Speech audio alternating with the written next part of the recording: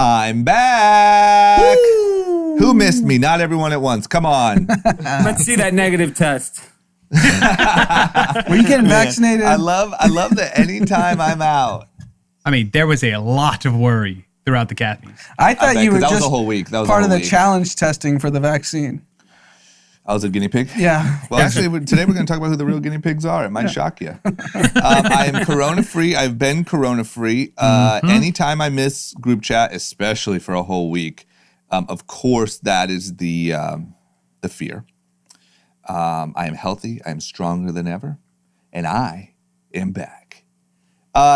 We are starting off this episode, guys, with a interview. Yes. Who do we got? We got two female founders, Sharon and Jordan, from insert name here. I don't want to under-explain it by saying it's a wig business, but they do sell wigs. They're in the hair business. Insane growth, very similar to Glamnetic, and started only 18 months ago. They're absolutely on fire. They're incredible, and I think the most exciting thing is it's a more traditional path. They went to college, they worked at a corporate company, they worked at ColourPop, and then they went and became entrepreneurs. We don't hear these normal stories anymore. And I think it was reassuring that they gave a lot of great feedback on how important true corporate experience is in being an entrepreneur. Yeah, it was an awesome interview. And like Dee just said, they really put in the work, understood the business, and then figured out where they fit in and built an amazing business. Congrats to them. It's a great interview. Good stuff. Okay, we've had some great interviews lately. And then we're going to, Dr. Jeff Toll stuck around after his recording of Modern Prescription, which you should go check out on everywhere where group chat is, to pop in and give us the most updated news and updates straight from a doctor about all things COVID. So the main thing I think everyone's curious about is vaccines. Mm-hmm. Are they coming sooner? Are they coming later? We're going to tell you. We're going to tell you who's going to get them first. And we're going to tell you what's going on with all these lockdowns. And, we still have a little bit of a stretch here until we get to vaccine time. So we're going to talk about what's going on in the meantime and how everything's just locking all the way back down. Yep. So great little chat with Jeff. And then we jump into all things news, everything you need to know. Really, we're talking a lot today about ratings. We're talking about where people are spending their screen time. Are they streaming? Are they on TikTok? What's going on with the NFL?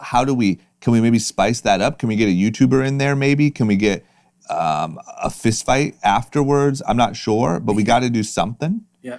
And we're going to kind of give our predictions for how you could maybe spice up some of these things and where all the screen time's going. Yeah, we got to change it up quick. Burn it all down. Burn it all down or add the D'Amelios.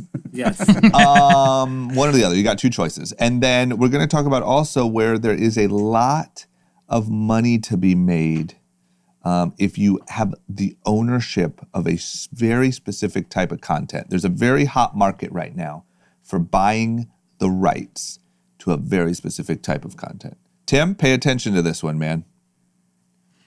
I'm ready. This one's right up your alley. You might want to start, adding up some numbers and seeing how you could add to that portfolio here. Jeez, I wish I listened. Okay.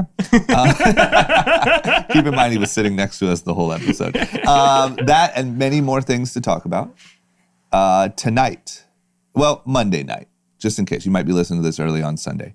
Monday night at 8 p.m. Pacific time on the group chat Twitch, group chat pod on Twitch.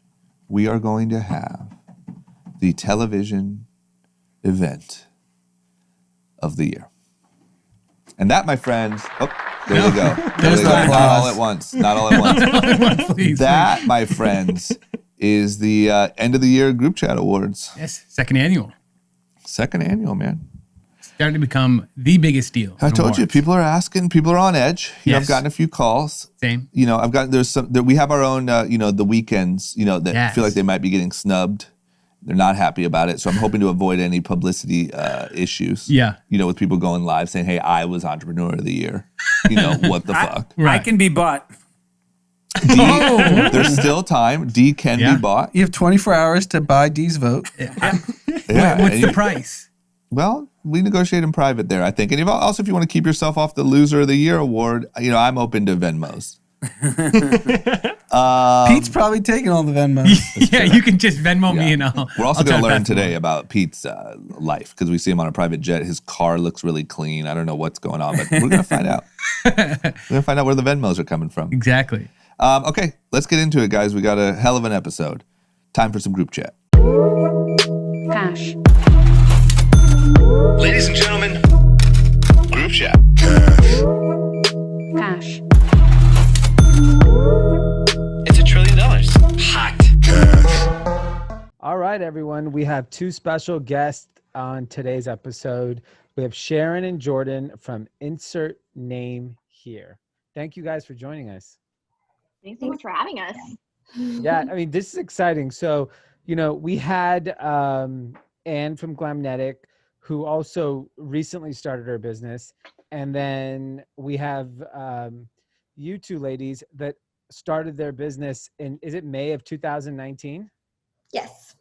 That's amazing. So can you tell the listeners what your business is? So I kind of know because I follow you guys on Instagram, but I would love for our listeners to know as well. For sure. Go for it, Jordan. Okay. It's always hard with two people. I don't know how you guys do it. Yeah. It's like, who's going? So yeah, we have a company called Insert Name Here, but we often call it INH or INH Hair for short, easier to process. And so what we do is we sell hair pieces. So that includes wigs. I'm actually wearing one right now. My hair's like blue right now. I just dyed it last week. But we sell wigs, ponytails. That's actually our like number one hero product that like really put us on the map, were ponytails, extensions, hair color, and hot tools.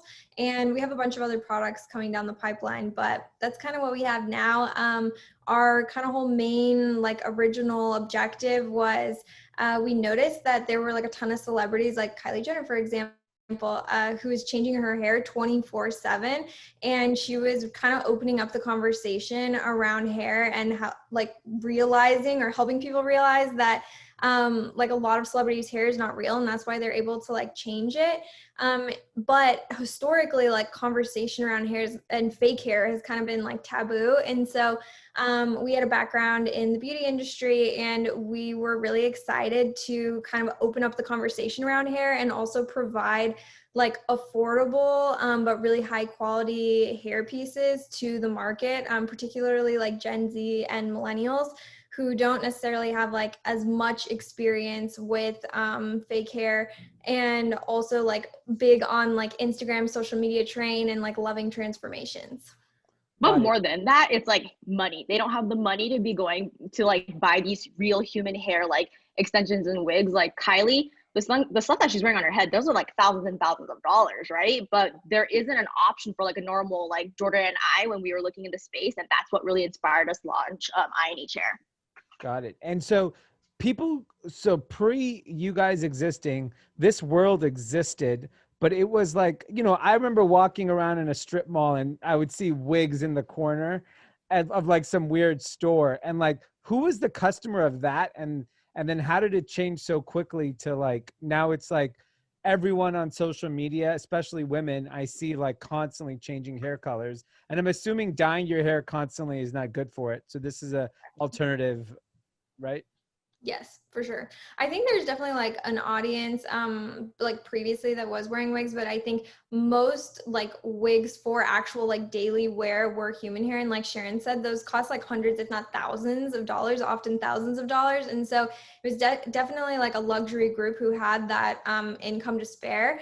And also there's not like a ton of education around it. And so I think that not only like did people not realize that people were wearing fake hair, they couldn't afford it, but they also didn't even know how to put it on if they had the option to. Got it. And what is the hair made out of? You can go, Sharon. So our products are made out of Japanese synthetic fiber, and it's like a very natural, real looking fiber. It's synthetic. We do have a couple of human hair pieces, but they're on the higher end, and it's not really our main focus. Our main focus is these synthetic products that allow the products to be super affordably priced, and you can just switch out your look whenever you want, and it's pre-styled. Like, I think that is the best thing about our products is you don't have to do anything to it. You can look like crap, roll out of bed, and just plop on your piece, and it's already like pre-styled and done. That's and hot. you look fabulous. Yeah. Yeah. You look fabulous for the rest of the day. And it's something that's like so overlooked that there's efficiency in the product. Yeah. And so do you guys have men's stuff? I would love that. I think he's daydreaming over here. Yeah, I would love that. I would just be popping on wigs all day looking. We do have some boys who wear our wigs, so if you want to check some out, we'd be happy to send you some. It's a whole vibe. Yeah, like I'd love to see D in a wig, a neon pink little why bob not? cut. Yeah. Yes. Match my hoodie. So it sounds like you guys scaled really quickly. Was there just a moment where it just exploded, or how did it scale? I think the number one thing, the timing, you know how people are always like, timing is really important. And it was so key for us at this time. Ariana Grande was just like popping off, and her ponytail was almost as famous as she was, right? Like everyone knows the Ariana Grande silhouette. It's the long ponytail. And we had launched right at that time. And she had used our ponytails in her music video, and Vogue did like a whole write-up on it. We were not expecting that at all. Originally, when they reached out to us, we were like, okay, sure, Vogue, like feature our products, whatever. But they did a whole write-up on it. We were not expecting it. So I think timing is number one. And then I think number two, as you guys know, the beauty space is just like popping off, right? Mm-hmm. Like Kylie Cosmetics, KKW, like ColourPop, all those brands, e-com brands are doing extremely well. And this whole concept of women embracing like transformation and their confidence is like a newer thing, and being more outwardly about it is a new thing. And hair is like the creme de la creme cherry on top to your finalized look. Like you do your full face of makeup and then you put a new wig on and you're just like a totally different person. Yeah. Wow. That's a great way to explain it. And so do you think like, is the opportunity now really to kind of like, you see a world where like every woman will have wigs in their closet and different styles, different colors, and what's your main price point? There's like a various range on your website, so I wasn't too sure what's like the sweet spot. Our best-selling, like I know we're talking a lot about wigs, but our actual best-selling product is our ponytail, which is the one that was featured in Ariana Grande's "In My Head" music video. But now we have like a bunch of ponytails that are all really popular, and they're like around $50. Oh, that's great. They're like super affordable. They last like a long time. Like some people wear them every single day. I have like the original like styles that we launched, and like they last a long time. Mm-hmm. And so like $50 to like our most expensive synthetic piece, I think is like around $120. But then like Sharon said, we also do offer human hair versions of like the ponytail and our extensions, because some people like just really, really like want the human hair option, but it's just incredibly expensive. It's like such a big commitment. And so we also like that we have this synthetic option that you can kind of like first like taste test, like are you into like these hair transformations and like learning how to apply a wig or a ponytail before you like level up to like a $200 ponytail. Got it. And what's the age demo of your customer? We're 18 to like 34 right now.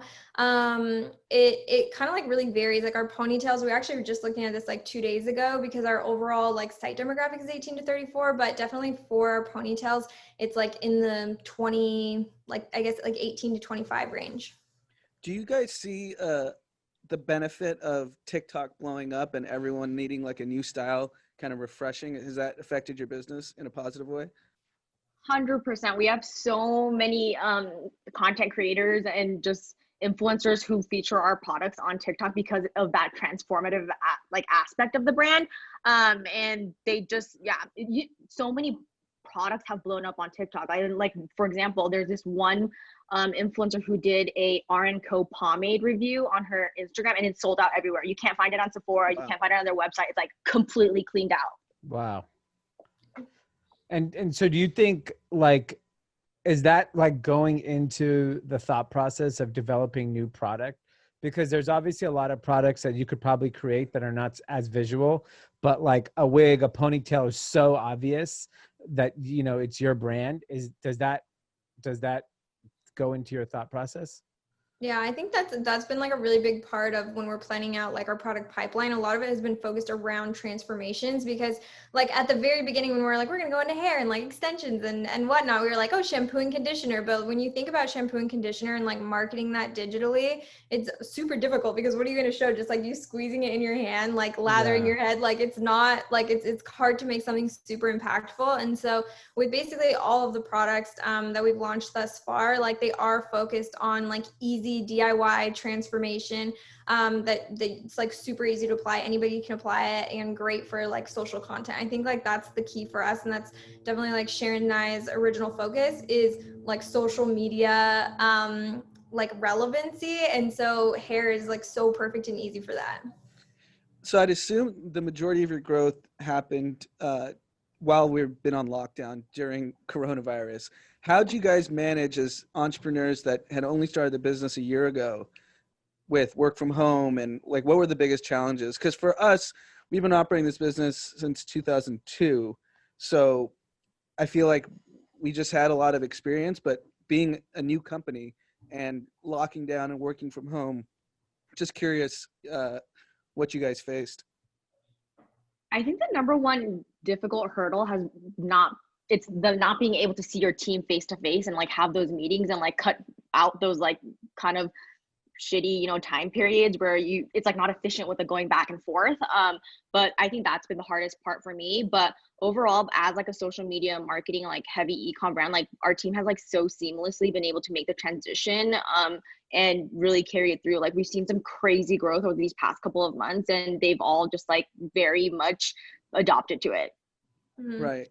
Yeah, I think we've been really lucky too because our team is so young. We actually like recruited our entire team essentially, I think except like 2 or 3 people off of Sharon and I's social media pages. Like we just posted like we're hiring and then we would like bring people on there. And so a lot of people, this is their very first job, or they're still in school, like they're still in school, there's an internship, or it's their first job out of school. But I do think like a part of that is like they're very like techno gadgety, like they're super adaptive because they haven't worked in like a super like legitimate, I guess, typical work environment. And so they're like, the world is their oyster. They're like, we can do this, and it's worked out really well. And how old are you guys? We're both 29. That's amazing. And so what was your previous experience that led you to like want to start your own business or felt confident to do that? So funny that you asked because Jordan and I are both from really, really small towns. I'm from Rio Rico, Arizona. It's like a border town with like, I don't know, 500 people in the entire town. And Jordan's from a really town in Wyoming with 300 people. People are riding horses there still to this day. And we both kind of unexpectedly ended up at Pepperdine on scholarship. And her and I, we kept crossing paths until our senior year. We did a capstone class together. And Jordan at the time was interning for ColourPop Cosmetics, which at the time was not ColourPop. It was just, Spats Labs. And she got me onto the train over there and was like, hey, they're launching this cosmetic company. You should come check it out. And we both were at ColourPop Cosmetics for about 6-7 years and saw, Kylie Cosmetics come into play, KKW Beauty, Tati, Fourth Ray, Soul, and really just saw brands being built over and over again and super like extremely successful e-com brands. And that's kind of how we got our like footing in just building brands. And then in 2018, Kevin reached out to us and slid into our DMs and was like, what are you guys up to? He was like, we should do something together. Wow. Kevin's a little hustler, huh? Yeah. Oh yeah, he is. Hustler. When he first DM'd us, we were like, is he inviting us on a date? He like DM'd us separately and was like, can we go to dinner? And we were like, we like met him through BeautyCon. We're like, what the heck? And then I'm like, he messaged me. And she's like, he messaged me too. And then he like group messaged us when we didn't answer and was like, can we go to dinner? And then we were like, okay. Was he trying to get a throuple going? I was wondering. I was like, what is this? It was pretty sus, I will not lie. Yeah. Sorry, Kevin. This is just too easy. I had to go down that road. But that's interesting because, a lot of people don't appreciate and speak about, you actually had work experience at probably the best example of the gold standard of the industry before you jumped into entrepreneurship. Most people come out here and say, I'm moving to LA, let's get it popping. and they just assume that they're just going to go launch a successful cosmetics business. And how important was being a color pop? It was everything. We put our freaking backs into it. Like we basically had no life for 6 years, but all worth it. We learned so much. Influencer marketing, social media marketing. Again, ColourPop launched during the boom of e-com. And on top of that, the beauty boom, right? So we learned everything that we could in those 6 years. And yeah, you're so right. Like we couldn't have done what we are doing now without it. Mm-hmm. I totally agree. I think people like DM me all the time. They're like, I want to start a beauty brand when I graduate. Like, what do you recommend? And I'm like, go work at a beauty brand. You better go work at one. Yeah. But also beauty brand is like beauty, particularly like I know hair is like technically a part of beauty, but like cosmetics is so saturated. So I think it's invaluable to go work somewhere and like figure out at least like some of the kinks. Cause even Sharon and I, when we started INH, like we were like, oh yeah, we like know what we're doing. And we were like, no, we don't. Like, this is crazy. Like there's so much when you actually launch a brand that like goes into it that like you weren't a part of when you were on the marketing team, you know? So it was definitely helpful. Yeah. And you know, I know you guys aren't going to disclose sales, but I know it's somewhere in the 8-figure range. Whoa. Yeah. Big. That's a lot of money. Big. These. Big. Yeah. These girls got big wigs. They're big wigs. Big wigs. But I think it's impressive what you guys are built. It's more impressive on where you're going. And I think I like it honestly, because you guys took a very traditional path. And I think too many people think they're shortcuts. Like you went to college, which is now a novel concept. You worked at a corporate job for 6-7 years, which you know how hard it is for young people, especially your age, to stay at the same company for 6 years, 7 years. It's impossible. Even with my own staff, like I assume they're all going to leave in the next, you know. Yeah, Pete's out of here. Yeah, I mean, with the stock market, I'm going to be out real soon. But you know, I think it's great that you guys took a traditional path and have become successful, because there's too many people pushing insert shortcut here. And that unfortunately it creates a lot of bad habits and honestly a lot of bad entrepreneurs. So like I'm really grateful that you guys took that path and are able to share that story, because I think a lot of people don't appreciate that experience that you guys have had, because clearly it's a part of your success. I'm not saying it's the reason why you guys are successful, but it's a part of the story. Yeah, 100%. Yeah, it's like invaluable learnings that you can take from like seeing other brands and how they do it, and also like the things that, you know, they messed up on or that they did really well, and not start from ground zero. So a question. I think, like Go ahead. Sorry, I think the biggest thing was like the work ethic that we developed while we were there, because we were fresh out of college. We didn't really know what we were doing, but we got to do a little bit of everything. We were like packing out PR packages and answering customer service emails. We did a little bit of everything from start to end. So I think the work ethic piece was just incredibly, it's something that we're still using to this day. How important do you think college was for you? Ooh, this is such a bad question, or not a bad question, because I get asked this quite a bit. And college, what I learned in college was not helpful, but it led me to where I am today, in the sense that I would have never moved to California. I would have never been at ColourPop, and then I would have never met Jordan or Kevin, and I would not be doing IH right now. Yeah, I think a big part, I would agree. I don't think like college itself, like I don't think I really learned that much, or that it like blew my mind, and I don't know, an opportunity, but I think the people that I met there, like the network that you create, and just like the things that you're exposed to, like even just in the college bubble, not like directly in the college, I think were really helpful. But I also think like it kind of depends on your particular college experience, because I know some people who went to college and like made really good friends with like a professor who like helped them get a job, or like those things. But regardless, I think it's networking. I think it's majority networking. Unless maybe you're in like a more, which I kind of wish that I did more of like an analytical like focus when I was in college, because I think that would have been super helpful. Like when I started getting more into Excel sheets as a marketer, I had no idea, like I couldn't even do a pivot table. And I feel like now that I know how to do it, it's so easy. And I feel like that would have been an easy thing to like learn in college that kind of could have given me a head start. So I think networking is great, and then picking like a course that's going to teach you some like hard skills that you probably won't have the opportunity to learn after you graduate. Yeah, I completely agree with that. Even my college experience, I think I would say the exact same. Like that got me the network and the friends of friends I met through people that helped me in business, but I could have done without the academics. Yeah. Yeah, absolutely. And do you like one of the things I'm going to get 500 DMs tomorrow where I'm like, why didn't you ask him this? Why didn't you ask him that? So I'm going to, there's two questions. One is, how did you, this is the question that people always ask, like, how did you actually figure out how to make your first wig? We were actually really lucky because when we basically like met with Kevin and we were like, okay, we're gonna like, he's like, if you could launch a brand, what would it be? And Sharon and I had this wig idea. So we told him, and then he literally like overnight, he like put together this report of like, yeah, this is a great idea. Like, look at all these like search like keywords and how it's like really popping off. And we were like, okay, cool.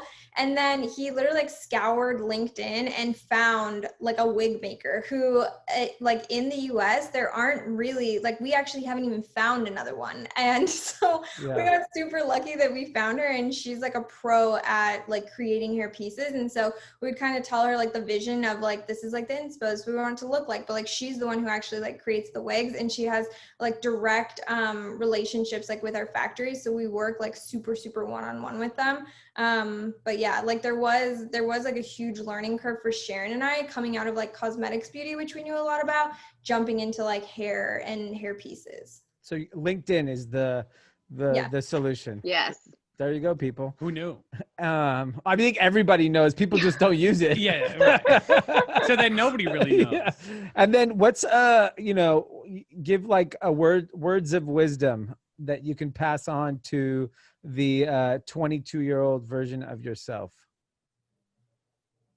I think for me, it's like don't get caught up in the small stuff. It's not worth it in the end. Okay, that's great. That's pretty much it. Yeah. Quick and to the point. I think for me, I would say the world is your oyster. I think like it's easy to get kind of distracted with like opportunities that come up that are like quick fixes right now, or like kind of like an easy path. But I think that a lot of like the young or really successful entrepreneurs that I've met, like it's just because they really like believed like I can do this. And I think that if you like go into it with that mindset, like you really can do anything if you just like freaking power through. And so I think like the world is your oyster, and just like don't doubt it. You can do anything. That's amazing. How can people find you on social media if they want to ask you questions? Yeah, go for it. My handle's at Jordan JORDYNN.win WYNN. And then mine's IMMBUNNY. I'm Bunny. Okay, nice. Amazing. And what's the product rollout? What's the 2021 look like for you guys? Oh, we can't tell you all that good stuff. Okay. Our VIPs are going to come after you guys. I think in general, we want to be the one-stop shop, everything hair related. So we just launched semi-permanent hair color, which my hair's yellow now. But we do have a ton of other fun hair care things coming down the pipeline. Amazing. Do you guys have a discount code for us? I got to ask. Yeah, we can give you guys. What do you want the code to be? We'll make it right now. Group chat. Okay. Done. Yeah. We can do like how long do your codes usually last when you make them? Like, could you do 24 hours? What do you give us the recs for? I mean, give us Christmas. People want to buy a Christmas wig. Like, okay. Give it till January 1st. I'll do Christmas Day. I don't want to, Christmas Day. Okay. We'll make a group chat through January. Oh, wow. January. Pick up a wig. I might pick up a wig. We expect you guys to be wearing a wig in your next podcast. We'll send you all Bob. Yeah, I'm down. Matching That's shirt. amazing. Well, thank you so much for your time. I know you guys are super busy during the holidays. I'm sure you guys will have a monster Christmas sale, and good luck in 2021, and come back when you guys launch those new products. I want to know what they are. For sure. Thanks so much for having us, guys. Thanks so much for having us. Bye, guys. Bye. All right, guys, we're going to take a very quick break to bring you today's sponsor, the Group Chat Podcast. Now, before you go ahead and hit that skip button, I have some very important things I want to share to you. First, Liquid IV, and then after that, I'm going to tell you how you can win a lot of prizes. We have up to 15 prizes we're going to be giving away on the Group Chat 2020 year-end awards live on Twitch and our channel. But before we get to all of that, I'm here to bring you today's sponsor of the Group Chat podcast, and is none other than Liquid IV. It is starting to get colder. I know in LA it doesn't get as cold as some places, but in the Midwest and the East Coast, it is starting to get a lot colder. And cooler weather makes it easier to miss signs of dehydration like overheating or perspiration, which means it's even more important to keep your body properly hydrated. Guys, with Liquid IV, just one stick in 16 ounces of water can get you 2 to 3 times the amount of hydration as plain water, especially in these colder times when you're taking those road trips or you're having those long nights of drinking around the holiday season. Liquid IV is the perfect concoction to pick you up in the morning. My favorite, I have 2 here with me right now. They've quickly become up there right next to the apple pie. Apple pie is just great around the season for me. I love the taste. It tastes like Thanksgiving. It tastes like the holiday season in one little stick. But we also have guava and watermelon, both great tasting, especially after a long night of drinking. This is a great pick-me-up. Or I know, Tim, I hear you laughing over there, but I have to recover. I got to bounce back, and Liquid IV allows me to do that. Yeah, it can be good after like intense exercise too. Yeah, I don't know. Right. I know you mentioned the drinking twice. I don't know how many people are exercising right here. now. I think there's a lack of exercise going on. How many people did the half marathon? yeah, there is that. So I guess whether you're waking up from a hangover, exercising, or you're just looking to get that hydration to start the day off, Liquid IV is the greatest way to get that started. So don't miss out on getting your hands on Liquid IV. Liquid IV is on a mission to change the world. In response to COVID-19, products are being donated to hospitals, first responders, food banks, veterans, active U.S. military, with over 3 million surveys in total so far. Liquid IV is not only doing great things to help out the community, but they're keeping you hydrated through their cellular transport technology. That's what makes it so effective. The optimal ratio of glucose, sodium, and potassium delivers water and nutrients into the bloodstream. It's the perfect balance to help you hydrate more quickly and effectively than water alone. So, Liquid IV is available nationwide at Walmart in the beverage section, or you can hop right over to liquidiv.com and get 25% off your order using the code GROUPCHAT at checkout. That's right, 25% off anything you order when you use code GROUPCHAT at liquidiv.com. Get better hydration today at liquidiv.com. Use promo code GROUPCHAT. Now, you can even get Liquid IV in our giveaway, along with the performance package from Manscaped, Menlo Club, and more. Yes, the Group Chat 2020 Group Chat Awards are brought to you by the Menlo Club and their new premium seasonal package. We're going to be giving away 5 of those premium seasonal package. We're going to talk more in detail about that on the stream, what that is, but you have a chance. We're giving 5 of them away. Plus, we're giving 3 performance package bundles away from Manscaped, right? The ear and nose hair trimmer and their infamous lawnmower ball trimmer. We're giving that away and so much more, including Cotties, a group chat care package, merch, and so much more. We have up to 15 prizes we're going to be giving away. Liquid IV is in on it. We have blue light glasses from Catalyst. Our friends over at Catalyst are setting us up with some blue light glasses. We have Liquid IV, Holistic, Clean Monster. The guys over from Awake Heart are sending us candles as well. So we're going to have a ton to give away. Don't miss out. Make sure you hop on the stream. We have Eric Deluxe starting off DJing at 7:30. He's going to DJ the pre-show. So don't miss out on the tunes there. From 7:30 to 8 is your chance to get in, get comfortable, get settled down. We're starting right at 8 p.m. Pacific sharp, and we're going to have a night full of awards, commentary, entertainment, drinks, and so much more. Come over and support us on our Twitch channel. Make sure you're signed up with an account so that you can be live in the chat, chatting away with us. That's how you're going to win the prizes, is in the chat. So sign up over on Twitch. We're at twitch.tv/groupchatpod. We're going to get it cracking. So thank you to our friends over at Liquid IV for not only being a part of the giveaway, but supporting the channel and everything we do here at Group Chat. And for everybody getting ready for this stream, it's going to be the greatest stream ever. Thank you so much. We're going to get you back into today's episode of Group Chat. Tell him goodbye, Tim. Goodbye, Tim. And tell him you'll see him tonight. See him tonight. Okay, goodbye, guys. All right, we're back. Yep. Oh. I'm back. Woo. The Rona wasn't too bad. You know, it's like people say 2 weeks. Look, it's a week. So Just kidding. My parents listen to this show, and every time I miss an episode, they're like, "What's going on, Christopher?"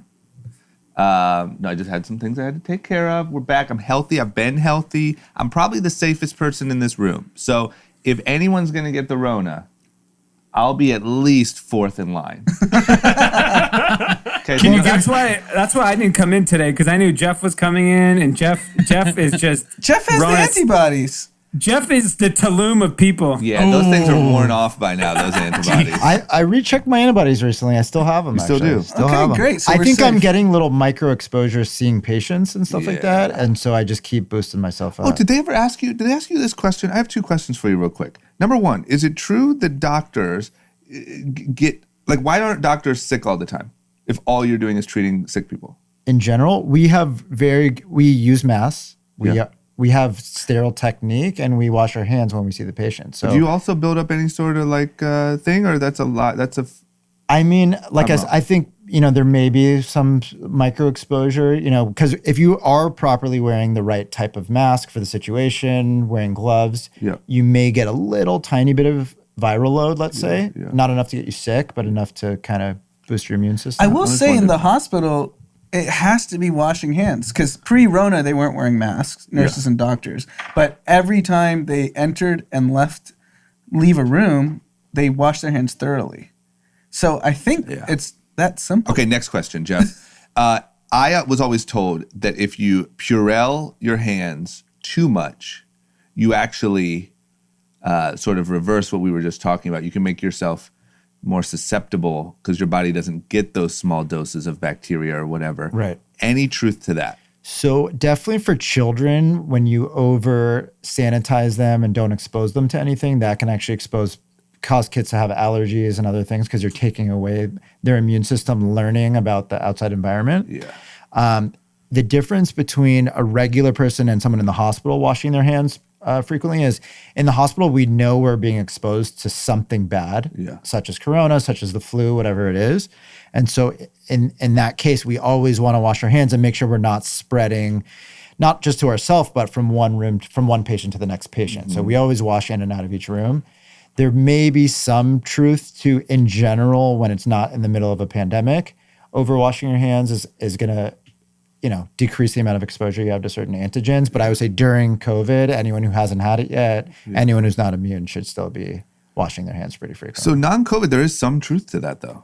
Like, you don't want to Purell 18 times a day. There could be... Well, the immune system adapts to exposure. So, it needs to be tested in order to kind of create more immune cells and more antibodies. So in general, there may be some truth to that. So if you don't want to be a germaphobe.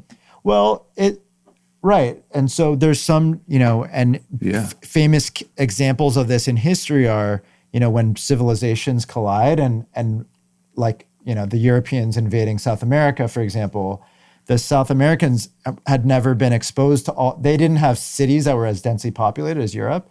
So these European cities had the plague, they had, smallpox, all these diseases that had some level of herd immunity to. Got it. And so when the Europeans came over, some of those people may have had a low grade smallpox, but when they got to the New World, it spread like wildfire. And that's why corona, for example, it really isn't that deadly for each individual person. But once you get, in the US alone, 16 million people infected, suddenly you have 200,000, 300,000 people dead. Yeah. Half of those people are nursing home patients that are 80 years old and older. Yeah. But if you get enough people, even at a small, per person death rate, you still have a lot of people dead. So I have a couple questions on just the mortality rate of COVID. Mm-hmm. So we're seeing 2,500 to 3,000 people dying a day. Mm-hmm. I think we all personally know enough people that have gotten it, and everyone has been fine. And even the ones that have gotten to the hospital for extended periods of time, they're fine. It leads me to believe that it's really just poor people that aren't getting access to the treatment, and obviously older people. Like, let's put that aside. But of the 2,500 to 3,000, it's not all old people. So is it just access to treatment which is causing the mortality rate? So go up. if you look at the data, over 50% of the cases actually are nursing home patients. And so if someone lives in a nursing home, you have to imagine they have multiple medical problems. Sure. And that they're not able to even take care of themselves at home. And so these are people, they're dying of COVID, but we have to understand that these are the types of people that normally die of things like a urinary tract infection, pneumonia that they get in the nursing home. They may have not made it through the year, some of them, from some other reason. They're close to, they're one small thing away. And so that's almost half of the deaths. But so you're saying of the 2,500 to 3,000 that we're seeing today, 50%, 1,750 of them, or 1,500 of them, sorry. Are like 80 or older or have multiple medical problems, yes. Wow. And so, yes. And what about the second half? For sure, there is this disadvantage of being poor for every reason. So number one, less access to testing. Number two, you live in a multi-generational home. So your 20-year-old, has to work to help your house make rent. Grandma lives in the house. She's going to be exposed and therefore at a higher risk. And you're right. They don't have the access to the same type of care. So, when one of my patients gets admitted, we're up to date on the latest medication. They get their remdesivir, they get their steroids if they need it. We know how to treat this a lot better than we did. Mm-hmm. Even a lot of people who die of COVID actually die of blood clots or something else that comes with the COVID. So let's say you're an 80-year-old and you're poor and you can't afford to go to the hospital. So you stay in bed and your family comes and brings you soup and brings you water and whatever, but you don't get out of bed. You can develop blood clots from being in bed, and that actually becomes the reason that you end up dying from COVID. And so there are all of these factors. When I have someone admitted to the hospital, I start them on blood thinners, preventative blood thinners, so that they don't get blood clots. So we are not only treating the COVID, we're treating this possible cytokine storm with the Decadron. We're treating the COVID directly with the remdesivir. We're prophylaxing against blood clots with the blood thinner. So we're doing multiple things that are not only directly treating the disease, but preventing the potential complications. And so that is sorry to interrupt, Jeff, but are there cases where people die directly because of COVID and not because it's an accelerant to some other medical condition? Sure. I think this is a little bit of semantics, because I think whenever anyone dies of any pneumonia or any infectious process, we have to understand at the end of the day, it's weird to think about this, but when someone's in the intensive care unit, at the end of the day, the human body is a machine and it needs to get enough oxygen to the whole part of the body. The heart has to be working well. The kidneys have to be working well. And so when someone is very sick, we're testing the reserve of all of these various organs. So when someone has a bad infection and the blood pressure is dropping, we're testing, can that heart pump at a higher speed? Can that kidney process all the toxins that are going on in the body? And so when someone has medical conditions that they already have, and then they get something on top of it, it could be a heart attack on top of it. It could be a stroke on top of it. It could be a kidney something on top of it. When they get some other disease process, we are testing all these things. And we have things in the intensive care unit that can compensate for the lack of these organs. So we can do dialysis when the kidneys fail. We can temporarily assist the heart with various devices that we have. But at the end of the day, we're testing all these organs, and COVID directly can cause, lung problems, a drop in the oxygen. It's testing the body. So if you have to drive your car on to Las Vegas from LA and your gas tank's on low, when you're not going to make it. Yeah. But if you're 20 and you have a full gas tank, you're probably going to make it. Are there some times where the car overheats and it doesn't quite get to Vegas? Sure. And we'll see some young people who don't make it. But for the most part, there's some underlying condition. Not always. There's some sporadic. And again, this is a result of, we're talking about millions and millions and millions of cases. Mm-hmm. So if we say 1 out of 10,000 of those is so unlucky and they have the worst case we've ever seen and cytokine storm, and that happens. But generally speaking, it's this idea that the body can't take on this new pressure. So here's the question. We now are starting to distribute vaccines. Great day. I saw a truck leave a plant in Michigan, armored truck following Really? them. Yeah, Yes. I saw that, and there was a Trump flag on the road while the truck was leaving. Oh my god! Like yay! Yeah. Oh my god! As So in, it's go- as it's in go- he helped apparently- them produce it? I don't know. I guess Warp Speed. He's Yeah, trying to Warp get Speed. credit. Yeah, for it. operation. Yeah. Apparently, it's going to all 50 states. The first 2.2 million vaccines are going to hospital workers and other people in need. So people should be getting shot up tomorrow. But I gotta look. This is why I love having you as a friend, Jeff. Because doctors, you can't ask these sort of things. Is this thing fucking? Are we good? We just take this shit? Am I gonna have a weird twitch in 6 months? Yeah. So the first vaccines in England were given, and there was a few cases of people with pretty severe allergies. No severe, with that. illnesses that we've seen so far. Okay. The way that the vaccine's about to be distributed is unfortunately up to governor's discretion. So the federal government has basically decided the states can decide where the vaccine's going to go. So we don't really have a specific strategy yet of how the vaccine gets rolled out. Yeah. We know in California that they're going to give it to the nursing homes and people that work in nursing homes first for the reasons that we just discussed. Yeah. And then the major hospital systems like Cedars-Sinai will get some number of vaccines and they will decide who it goes to next.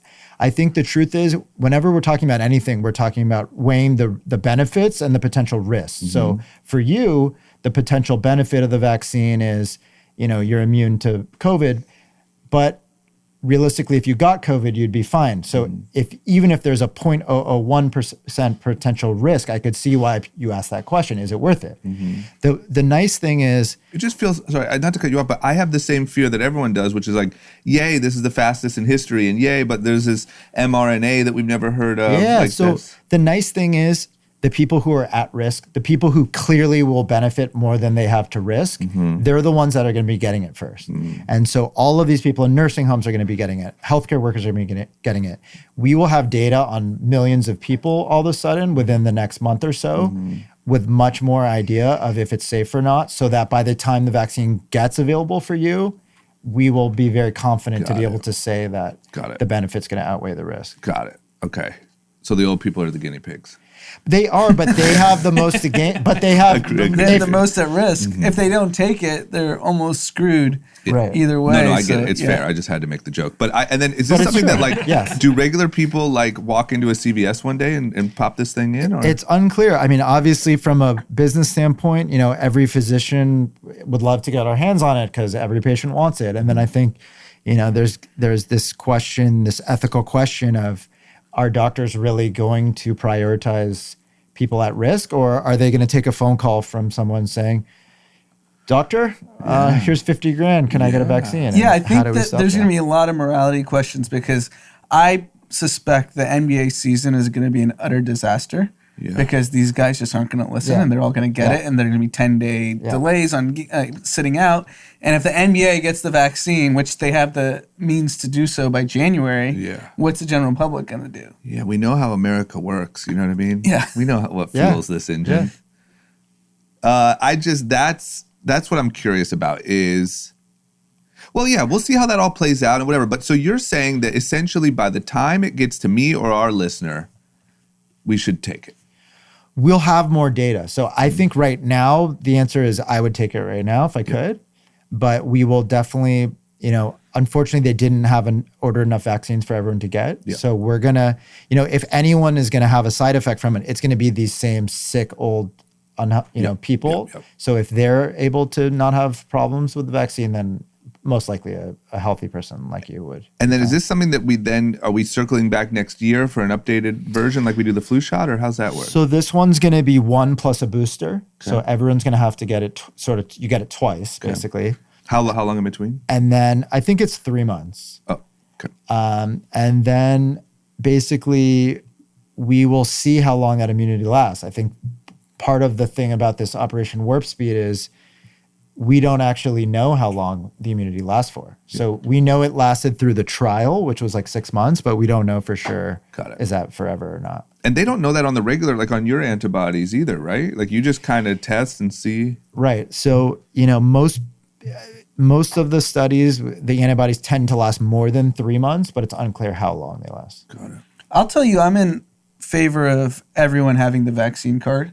and Mm-hmm. you having limitations on what you can do if you refuse to get the vaccine. Yeah. So if you don't show it in front of a concert, when you're entering a concert, you don't get let in. But also, here's my question. Do I care? Like, if I'm vaccinated and I go to a concert and there's 200 people there that aren't, do I care? So the vaccines are not 100% effective. Got and it. so you still don't want to be crazy. you still don't want to be crazy. I would agree. And also, they protect, at least in the Pfizer trial, it was extremely protective of having a severe case, but you still could get a case. Got it. And potentially spread it to your loved one. So that would be a reason to. Do you have still a go on preference, Pfizer versus Moderna? I think it's too early to really know which one's going to be better. The Pfizer one clearly is going to have more trouble to be distributed because of this need to be at sub-zero temperatures. And so it's really like -70 or something, right? So all hospitals have, the capability to have this. I've been reading some stuff about potentially supermarkets being like the smart solution because they all have sub-zero That'd be sick. freezers. Go to Ralph's and So you grab go a to Ralph's to turkey get and a shot. Yeah. That's sick. Yeah. Got it. Yeah, that just seems. And then the Moderna one, you don't need to do any of that, right? Right. So the Moderna one just is like a regular fridge, is my understanding. If, just an outsider not being anywhere related to the medical field, I think I prefer Moderna. It's the innovative 2011 started Stock company. is up very high. Backed by very innovative investors. Got it. And I just feel like they're going to be ahead of the curve than Pfizer. The fact that Pfizer needs -70 degrees and Moderna is Moderna room feels like temperature. Uber. Pfizer feels like Think that's- taxis. You know what I mean? I don't know about these sub-zero temperatures. What's so crazy in there? And you have to have faith that whoever is administering it is actually adhering to those instructions. Yeah. Plus, Bill Gates, I think, is more likely to work with Moderna. Yes. So if we're chipping people up, I'll take one. I'll take Moderna. So Jeff, for our listener, realistically, I think everyone, like, cases are through the roof. Things are getting shut down more than they ever have. People are like, but the vaccine's almost here. Right. When do you think our average listener will be able to get vaccinated? I think the very earliest in this summer. Really? Wow. So we had the former CEO of Allergan on last week, and he thought by the spring it'd be widely available. I don't know about widely available because keep in mind, it's going to be 2 doses per person. Mm-hmm. So this first tranche is supposedly 30 million, but it's only 15 million people. Right. And we have 300 million people, right, in the country. So it's going to be like 5% of the country on this first batch. So it's really like negligible. Yeah. Because we have more than that herd immunity already. Sure. And that's not stopping anything. So I know who your patient base is. A lot of people are in Miami right now. A lot of people are partying. Yep. A lot of people from LA. Some of them are posting about it. Some of them I posting think- active. I have What's the suggestion? Posting I have cool an interesting lunches. theory. I think that the go out to nightclub house party folks have their own internal herd immunity. And so they're going to parties, they're going to events, they're going to whatever they're doing. Mm-hmm. They have all had COVID, or many of them have had COVID. So there's some herd immunity there. And I think as long as those people, because I have patients that are 20 and 25, I know they're out doing stupid stuff. So I just tell them, listen, if you've already had it, that's one thing. If you haven't already had it and you're out partying, just be responsible enough to not see your grandparents, not see your parents, and just be honest with your parents and say, I'm out partying, I'm not going to see you. Yeah. And then they're really not posing that much of a risk to anyone. Yeah. So they're heroes. They're heroes. They're slowly building up our herd immunity. They are building it up. And Essentially, they're keeping the Because economy ironically, going. Yeah, true. Also ironically, true. these and the morale countries on Instagram. So, for example, a country like New Zealand, who has had no cases, until they can widely immunize everybody, like 100% of people, they have no herd immunity. So, if we can immunize like 50% of people, we've probably built up close to 20, 30% herd immunity already. So we may be then out of the woods. So let's say 40% of our population doesn't take the vaccine. We still may get out of this with it being like the flu where you can get it, but it's no longer a pandemic. And vaccination is essentially adding to herd immunity. Exactly. Right? Okay. So the word herd immunity just means how many people of the total population have immunity or antibodies. Got it. And so basically, like if you, in your mind's eye, you look at a herd of cattle and some of those could have a virus and they're walking around. if the 5 cows right around that one cow all are immune, it can't jump to the one outside that circle. So that concert reference might not even matter by fall because so many people are either vaccinated or had it that those people that came, it can't even spread it to anyone. So that's interesting also because a country like New Zealand, they're going to have the strict rules here on out. Yeah, they're like fresh meat for that virus, man. They're like, they will, these countries like that. Sorry, go ahead. And unless they're fully vaccinated in that country, they're going to need to PCR test anyone and quarantine anyone who ever flies in there. So there's downstream they saved a lot of lives in the short term, absolutely no question. But the downstream consequence is that all of their people, until they can get the vaccine around, they're going to have to continue to be in the shell that they're in. So a long game of tourism, the U.S. will benefit 12 months out, and places like Hong Kong, Korea, they're going to still have to protect their borders. Right. Right. Interesting. Are they late on? Unless the vaccine is very effective and everyone gets it. So I don't know in those countries, did those countries pay for a full Pfizer, like for everybody? The U.S. didn't. We hedged our bets and said, we're not paying for vaccines until you prove it. And so we gave, 5 to 10% of the population worth of vaccines. But some of these countries, I don't know. New Zealand may have already given Pfizer for the full. Got it. That's fascinating. That's going to be interesting to see over the next couple of years. Will those countries still just lock down? And the U.S. has been wide open pretty much the whole time. I mean, I think, Miami's an example of taking advantage of, they lax on the policies to get people to go there. And it may be interesting that countries, that you wouldn't typically think of as big tourist destinations or were sort of tourist destinations may have the ability to become tourist destinations if they're willing to take the risk of having COVID there. Yeah. I feel like Miami is the epitome of those, like that small dose thing, like being exposed to small dose. You're exposed to a lot of small doses in Miami, the immune system's different out there. You're exposed to a lot in Miami. Separate from COVID. Not a lot of Purell in Miami. Jeff, so do you have any clients that won't take the vaccine? Absolutely. Absolutely. So what percentage do you think? I mean, we don't know. I don't have it to offer, so I just can give you my anecdotal. Anecdotal. Doc, what do you think about the vaccine? I would say, there's healthy skepticism. I think people are very, they're very much confused by what's in the media, what's on social media, what's on Twitter and whatever. And my hope is that the people who really, really need it are going to get it in this first batch.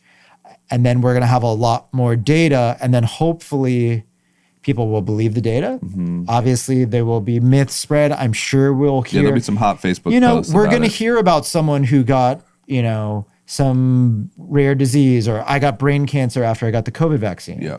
And how can we prove that brain cancer wasn't already there or wouldn't have happened anyway? Yep. It's very difficult. And so I think we all have to expect these stories to come out. We have to expect the story of I got COVID after the COVID vaccine, or I got some other rare disorder. I got lupus after the COVID vaccine. Yeah. And it's going to be very difficult to prove one way or the other. I think what we want to not see is a pattern of something, like a pattern of people getting paralyzed, a pattern of people having seizures, a pattern of where it's one specific thing that's happening in many people. Then you can start to blame the vaccine. And is there any chance that something creeps up 5 years from now? Is that not really a risk? I mean, it's unlikely. If there's the vaccine at the end of the day, what is it? It's stimulating your immune system to have a reaction against potentially a future infection. Mm-hmm. So typically when you incite the immune system to become active, the effects of that you're going to see pretty much right away. Typically, could there be a late reaction? I suppose so, but we haven't seen that really with other vaccines so far. What were you going to say, D? Sorry. The two folks in the UK, the elderly couple that had the allergic reactions, I looked it up earlier. Mm-hmm. Those two actually had severe allergies pre-COVID. They were both EpiPen carriers. Exactly. Meaning they knew they had severe allergies. Yeah, I think that lack of information is also very interesting. That so everyone's pointing to those two people as like, oh my God, they had allergic reaction, but very few people communicated that they were EpiPen. Well, the folks. problem is the news is rewarded for clicks, and so if they can get more clicks on that article if they say crazy immune reaction, and if the subheadline is in people who have had many crazy immune reactions in their lifetime, who are allergic to everything. It's less interesting. So I think I'm really worried about how the media is going to portray it, how the left and the right and the whole argument that's kind of. I actually am worried most for poor people because if you look at what we're reading specifically in LA, the poorer communities are the ones that are getting ravaged because of multi-generational, because they still are working in places that require them to be in physical spaces. And those are the folks that are most skeptical about the vaccine. And every well-to-do person I know is like, unless they're also anti-vaccines in general, they are all like, give me the vaccine, I'll just move on with my life. And whereas like poorer communities are like, no way I'm taking the vaccine. Yeah, I think it's an education gap for sure. And, I think the poor classes have been always kind of marginalized in medicine for many reasons. And we get why they have a skepticism, but in this case, I think they're causing more harm to themselves than good. But it's going to be tough to get the word out. Yeah, I think the stats are kind of shocking. So I think it's 80% of white people are willing to take the vaccine. 61% of Republicans are willing to take the vaccine. Sub 50% of African Americans are willing to take the vaccine. Yeah. And a lot of in the African American community went back to the Tuskegee experiment. I don't know if you guys know what that is. So, there's this very famous at the Tuskegee Institute where they took Black people and they actually purposely gave them syphilis to understand the disease process. And they had penicillin, they had a cure, and they let these people have syphilis for decades, where they saw the effects. First you get the first thing of syphilis, you get lesions in the genitals, and then you get some brain stuff. Basically, they watched this whole disease evolve. And that was a very famous example of, for the African-American community, not to trust the medical establishment. Yeah, so that's just goes back to the institutional racism that we've had in this country. And now it's going to really pay really bad consequences. Yeah. And then what about last COVID topic, unless there's anything else on that, is so lockdown. I mean, so we're talking vaccine, yay, we're almost there, whatever. And that's, if you're saying summer, that's 6 months. Yep. In the meantime, everything is locked down. Your brother, who we've spoken to a lot, is back on no restaurants. Merkel over in Germany just shut everything down super hard. Mm-hmm. What, I don't know. I guess my question is do you think that's just, we're going to have to just power through the next 6 months and tighten up on it until we get there? I was one of the people that was actually against the restaurant closing and the outdoor restaurant closing, because I don't think we have any evidence that outdoor restaurants are dangerous. And, they basically had told us, set up a way for people to socially see each other in a safe way. Yeah. They created that safe way. And now we've canceled that, and now people are back to house parties, which is really probably more likely the problem. And so I think it's going to be tough. I think Christmas, holidays, as it gets cold on the East Coast, I'm very worried. I think New York underratedly has some herd immunity from when it was really bad there. So I think New York may not get hit as hard, but some of the other cold weather cities may get hit very, very hard. Small towns are going to get hit very hard because of people all being indoors. So if you shut everything, it doesn't mean people don't see each other anymore. Yeah. So I don't know what the fine balance is, and various countries are trying their best to figure out what the balance is. But I think if you're at risk until you get the vaccine, this is the most important time to stay really shut. Yeah. And then hopefully the most at-risk people get the vaccine soon. And then it's up to people's own risk tolerance. So, for someone like yourself, if you're not, again, going to be around at-risk people, it's up to you. Do you want to wait till the vaccine in the summer? Or do you say, you know what, my chance of having a really bad COVID is 0.1%. I'm okay with it. I'm doing neither. This is the sketchiest thing I do is come here, and I also keep canceling my holidays with my family. Yeah. Right. I'm just. I think canceling holidays with family if you're doing stuff is a good call. I think we should all be doing that. And this is the craziest thing I do. I get a little nervous for 3 days after I leave here every time. You just get a little sore throat tomorrow morning and not sure who was out partying, Pete. You should be more nervous after days 4 through 10 because 3 days is too soon. You won't be sick till 4 days. Really? Yeah. Okay, good to know. So then you think, we said very kind of clearly, like, shutting down the outdoor restaurants seems insane because, like you just said, people aren't going to stop seeing each other. It just feels to me like for this remaining home stretch till whenever we have that herd immunity vaccination, it's going to be bananas because everyone is sick of being told what to do. I saw that some of the LA County sheriff are saying they're not even going to enforce these new lockdowns because they think it's ridiculous. People also see the light at the end of the tunnel that, the vaccine's coming, so fuck it. It just feels to me like we're just going to it's going to be nuts from here until the vaccine comes. Doesn't it seem that way? Yeah, I don't think anyone is going to listen anymore. They're over it. You have two camps. You have people that still take it seriously, and you have another camp that really doesn't care. Yeah. And I even saw our friends sent us in Huntington Beach, a restaurant bar open with people drinking beer, no problem. My friend was in Big Bear last night, and he posted a video inside of a country bar, drinking, eating, full-on people inside. So it's like there's a faction of people that have moved on. And that's why I don't get the politicians. How do you not understand that? You shut down outdoor dining. You're forcing this. Yeah. Yes. If you keep outdoor dining, old people will sit outside and dine safely. Yeah. Instead, they're going over to Sally's house. Sally, and just now, next thing you know, Sally has a little asthma. Right. And there's a real problem here. And by the way, agree. the first people that are going to get the vaccine in California will be fucking French Laundry. Yeah. French Laundry, Newsom already has the vaccine. Newsom probably already had the vaccine. For sure he did. Yeah, there's no way he didn't. That's why he was at French Laundry. He's like, I got the vaccine. What do Indoors, I care? no mask. You guys stay at home. I'm vaccinated. Man. Did you see he's on TikTok now? He was on TikTok talking about the vaccines and he was showing the freezing process. Oh, he's the worst. Now he's like bragging on TikTok. Yeah, it just seems shitty. That's why it's interesting. We can sit here and talk all the shit we want, but even from a doctor's perspective, to say that, like, you can't find any good reason why you would shut that down.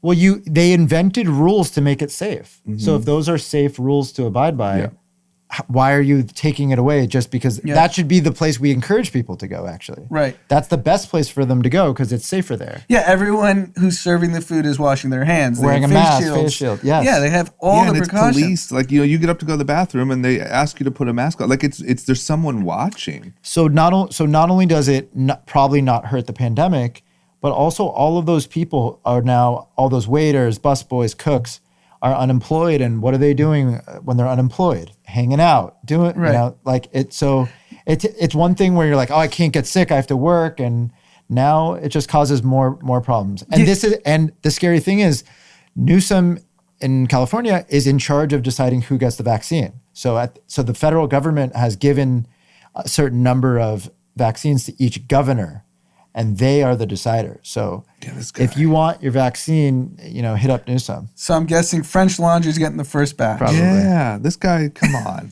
And his winery. He's got a winery in Napa too. What else is crazy? I feel like it's the easiest way to tell is it's not like, from my understanding, Jeff, you would know this better than anyone, but like, it's not like COVID is raging through the waiter and waitress community any more than anywhere else. No. That to me would be the easiest. If every waiter and waitress was like, we're just battling COVID, like we're frontline workers, it's like, okay, shut those things down. Right. But that's not really happening. So there's no stats that I've seen that supported that being a thing to shut down. Because the thing is, they arbitrarily, you can go into a store and buy clothes right now inside. Yep. And I get it, there's less foot traffic, but it's still inside. And to me, the inside thing is more dangerous than the outside thing. Yep. And so, especially in California, that has the weather to support outdoor dining. It's one thing like on the East Coast where it's like indoor, outdoor, but outdoor is indoor, where it's like a tent that's like fully enclosed because it's so cold. And there's no ventilation because it's too cold. Yeah. But here it was outdoor with like a heater. So anyway. Okay. Anything else, COVID? No, I think if you want to learn more, hit up Modern Prescription. Yeah. Check you it guys out, can man. listen to my podcast and Yeah, head on over, man. Everywhere where group chat is, Modern Prescription is, and that's where you get the real truth. You know, Yeah. don't listen to what your mom's telling you she saw on Facebook. You Right. know, So there's a if you need QAnon link on there. if We you all need that know. or a prostate exam or whatever, just Whatever. take a listen. Just take a listen. We cover it all. Good stuff. Thank you, Jeff. Yep. Thanks for Jeff. having me. Okay, listen. Now that Jeff's gone, I just wanted to address one quick thing. Is Pete flying private? Why is Pete on a private jet? Why on our Instagram did I see? I was out for the week. I don't know what's going on. I check on our Instagram and Anand's Instagram. Pete's on a PJ, like sipping a freaking martini. So I think he got sick of the COVID jokes that we make, that he's out partying. And he's like, I'm no longer flying commercial. I'm going to be COVID safe and only PJ when I'm out and about. What the fuck, Pete? Hey, man. I mean, I made a joke 2 weeks ago about how quick you turned your back on your hometown and how you became LA quicker than anyone I've ever seen. And you literally are sipping a martini on a freaking PJ. LA's like a wave, man. You either hop on or you get the fuck off. And I'm hopping on, baby. You're surfing that thing. Yeah, not only that, but the guy who messaged D the other day, the detailing guy, and he came and detailed my car last week as well. So not only am I flying private Oh, that plane, guy that we talked about? That we were like, oh, that'd be nice. I'd probably do that. You did it? He hit me up because you guys didn't reply. I was like, this is great. You know what? If they're not going to bite, I'll bite. And it's Oh great. my He did an gosh. amazing job. And you even text me and be like, yo, I got this guy if you want to. Oh, he's waiting for you guys. But he got you. Yeah, he got me. Don't worry. I'll let you know. Fully approved. And you didn't pay? No, he came right here. We were doing behind closed doors. They came and grabbed my keys. Did you tip? Yeah.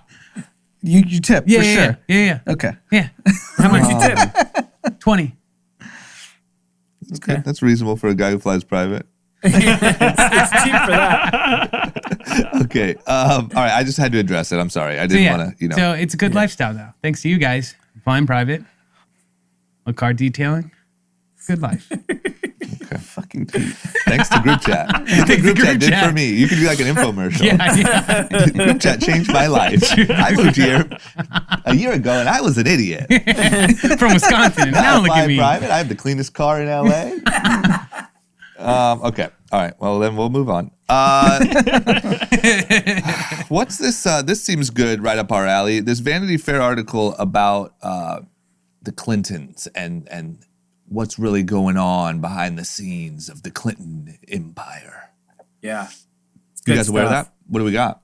So Doug Band, who was like a White House intern right before I think Clinton left, or White House counsel intern, ended up becoming Bill Clinton's aide right after he became president.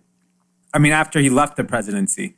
And apparently right when Bill Clinton left, because of his pardon of Mark Rich, he was not a popular president. So no one really wanted to hang around Bill Clinton at that moment just because of that pardon, and just he left on a low note. So he ended up becoming very close friends with Bill Clinton, Doug Band, and helped him set up the Clinton Global Initiative, helped him set up all these different revenue streams from speaking and through his fund and all the philanthropy and everything they were doing, hobnobbing with billionaires, and became Bill Clinton's guy. So this guy becomes so connected, so powerful, even helped free, was in the process of helping Lisa Ling, I think her sister or whoever was captured in North Korea, helping free them, helping free some prisoners in Cuba, became very politically impactful and really became Bill Clinton's guy. And obviously being Bill Clinton's guy means you see everything. And one of the things he starts talking about is he had warned Bill Clinton to stay away from Jeffrey Epstein and Maxwell, said they were bad news. He didn't know why, but he just felt like this guy was full of shit. Yeah. Then he also kind of saw the rift between how Bill was kind of meddling in Hillary's campaign. He also had a rift with Chelsea Clinton. And this guy was pretty young when all this was happening. He was in his 30s. Finally, this guy became such a rock star that he ends up being like the gatekeeper for Bill Clinton, starts dating Naomi Campbell, What? Yes. Ends up breaking up with her, ends up dating some other woman that they end up getting married and having children. And finally, in 2015, they have a falling out. And during that process, right when he was leaving Clinton Global Initiative, he was on the board. He met every billionaire. He met everyone. This is the Pete of Bill Clinton. This guy met everybody, started a PR firm, ended up getting valued for $700 million by a private equity firm, cashed out. 2015 kind of severs ties with the Clintons. They both kind of sever ties with each other, don't talk to each other, drops a Vanity Fair article yesterday, kind of just unloading. It's an incredible story. You got to read it. Unloading all this information about the Clintons that I'm sure they want to keep confidential. Nothing like ultra scandal, but just, personality things and just weird things during Hillary's campaign. And finally, the guy resigns from the PR firm today. After he made the money, though. Yes. Yeah, so this was the hustle. So when Clinton left the White House, he didn't carry a cell phone around. So if he wanted to get in touch with Billy, you had to go through Doug Band. So every powerful person in the world had to go through Doug. And he hustled his way into knowing everyone. He was the gatekeeper. They had a falling out. Like, Doug Band, let's be clear, he's a little slippery fellow. Oh, He got Billy into some pretty bad business deals, a lot of bad PR, and that's ultimately why they fell out. But imagine the hookup of Bill Clinton chooses not to carry a cell phone, and the world has to go through you. Which is also sketch. People who don't carry a cell phone. What are you, Edward Snowden? You're either Edward Snowden or you got a lot of secrets. Yes. And I'm betting it's the latter. Yeah, you just don't want anything traced back to you. Yeah. Yeah, and I would die to really know the inside of the Clintons. Yeah, I mean, I honestly feel that a lot of the Clinton stuff actually happened post-presidency. Like, I feel like there's more craziness and madness when he was, in the article, they're talking about gallivanting with Ron Burkle everywhere, on Jeffrey Epstein's plane to Africa, just, crazy stories that he didn't have access to while being president. And the Obamas were also very leery of Bill Clinton involvement in their kind of administration. And they felt that if Hillary becomes Secretary of State, that Bill would have to cut ties with a lot of people in order to do business. And they felt that was a punishment to Bill Clinton for bad-mouthing Obama during Hillary's campaign against him. So there's a lot of weird political beef. I'd love to hear Barack Obama's take, unfiltered take of the Clintons, because, they weren't nice to him. They weren't nice to him. There's decent rumors that they've had people murked. Yeah. This guy's catching BJs in the... I mean, think about how crazy it is not that long ago to just be catching a BJ in the Oval Office. Yeah. This guy is wild. So Bill. I know I'm reading the Barack Obama book. Yeah. And I know you've read it. Yeah. And I actually talked to my mom about this last night. And I'm going to preface this with I'm as big of a Barack Obama fan as anyone. Yep. It seems just so pure how he went from literally nobody to the president of the United States in a span of 4 years of national office and 8 years of really political office. And I sense a little QAnon coming on. Is there any chance, did he never compromise and this is just this unicorn story? Yeah, I think you're only getting similar. You're getting his, that's a PR. That book is a PR move. I mean, the book makes it look like the most unimaginable rise to... And here's my new critique of the book for anyone that went and bought it at my, all two of you that went and bought it at my direction. It gets really lengthy. It almost feels like everything that anyone ever hated on him for, policies and how he handled things, he goes way too far into depth about why that happened and how it transpired through the White House. Just all right, dude, I don't know. No one cares anymore. It feels like a lot of cleanup, and you make yourself look really good. But yeah, who knows, man? I mean, don't forget, this guy was drone striking his ass off. Yeah, that's a quick gloss over. Oh, he doesn't talk about it. He talks about it, but it's not I've always said that when you look back 50 years to the Obama presidency, that's the biggest black mark. Yeah. The expansion of the drone %. program. Yeah. What were you gonna say, D? You said an example. Did he really make it that? The only other example I have in present times to compare Barack Obama's rise is Charlie D'Amelio.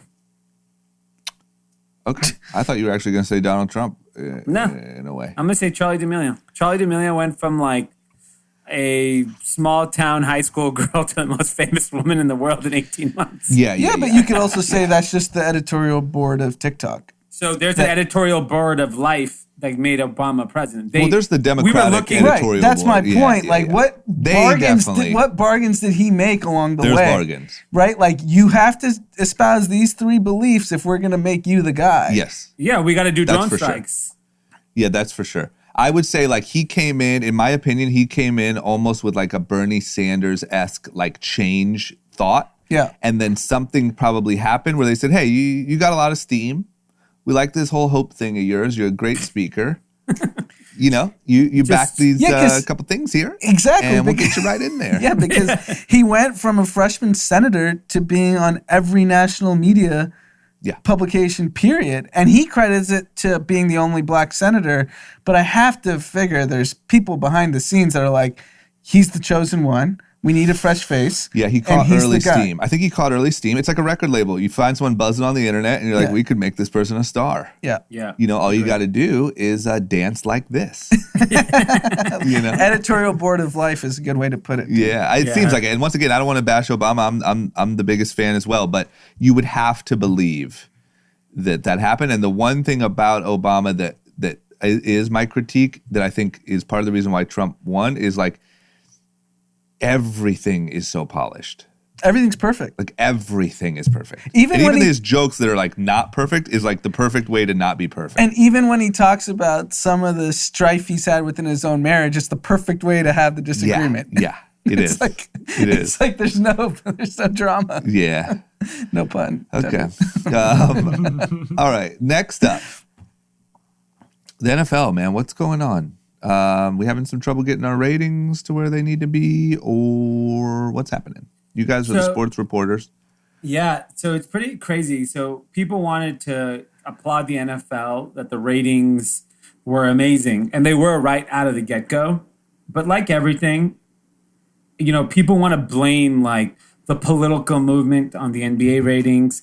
I'm going to blame golf for being stupid for low ratings and boring.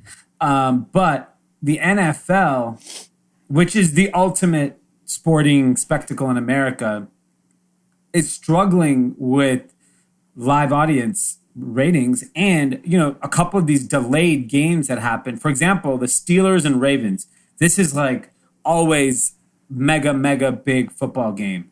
They had to lower the rates because it was like on a Wednesday at like 1 p.m. or whatever they aired it. They had to lower the rates for the advertisers because the advertisers are like, no one's watching this at Wednesday at 1 p.m. And I'm sure it got high ratings for a Wednesday at 1 p.m. But like even that game was originally supposed to be on Thanksgiving night, which would have been blockbuster because it's Baltimore Ravens. This is before we knew Lamar Jackson was going to have COVID. So it would have been the two kind of big star quarterbacks. And the Steelers were undefeated. Steelers are undefeated. And were. And the first 13 weeks of the season, TV and digital NFL ratings were down 7%. So obviously it's still a huge juggernaut for people watching, but the ratings are down.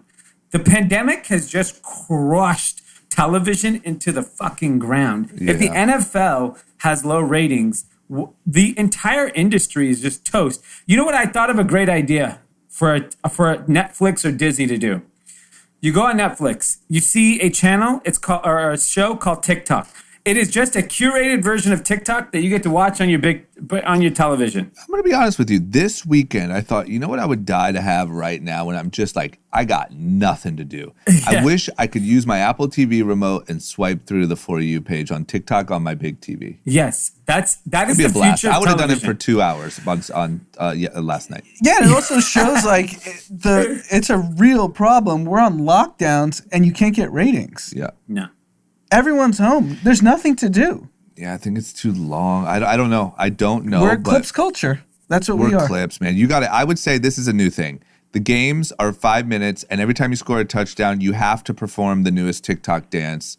It plays, I'm a savage, classy, boozy, and then you can get an extra point if the dance is done, at a certain level, which is judged by the D'Amelio sisters. And I'll tell you, I'm not even joking. That is where we have to head, because the biggest sporting event of the year was the Paul Nate Robinson fight, not anything else. I'm sorry. And you have you cannot take even lightly, I'm sure you guys covered it very well, the greatest fighter, arguably, in the history of boxing is fighting a fucking YouTuber. It's like, this is where we're at. So yes, it's stupid. Yes, it's bad for like old boxing. I get it. I'd be pissed too if I was that crowd. But this is the reality of where we are. Yeah, I agree. So if you don't evolve, or what? Every football team has one player from the internet. Yeah.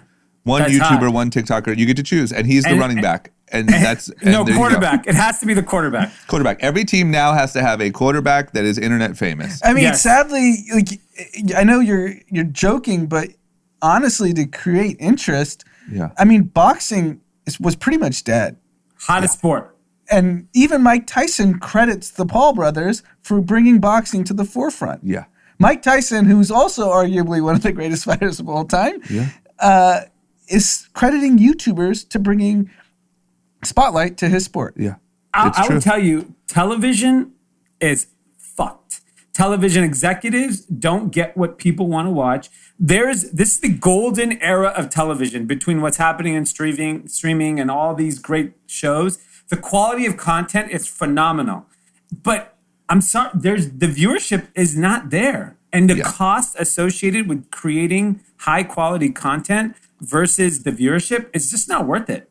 I actually disagree. I'll push back on that. I'd say the way network television is making content is just they're out to lunch. But Netflix clearly, like Queen's Gambit, would have like 65 I wouldn't call that viewers. television. I think you mean like CBS, NBC, like on TV? I'd say Netflix is nailing it. Okay, Netflix's biggest competition is TikTok. It's not HBO. I disagree because the Netflix user is an adult. No, what are you talking about? Everyone watches Netflix and everyone uses TikTok. Leans heavily adult. I think it's all competition, to be honest. I think all you're fighting for is people's attention. I think that's it. I think whether it's like you're watching fucking self-help things, you're watching this on YouTube, you're watching mukbang, you're watching Charlie D'Amelio do a dance, or you're watching fucking gamers stream. It's like how, and yes, different things are more prevalent depending on what age, what group you're a part of. But I think everyone is everyone's competition. So I think where Netflix wins, if you want to play, okay, kids are watching Netflix, which obviously they are. Yep. A teenager watching a teen rom-com is swiping through his or her TikTok while the rom-com's on. So Netflix still wins. Yeah, I do think that you're right there. But I do think longer term that leads to, it's whatever has the most attention, right? Like you can be this like passive experience. But if you're engaged on the TikTok while that's playing in the background, longer term, your behavior, your ad dollars, your spending habits are going to come from that thing. Yeah.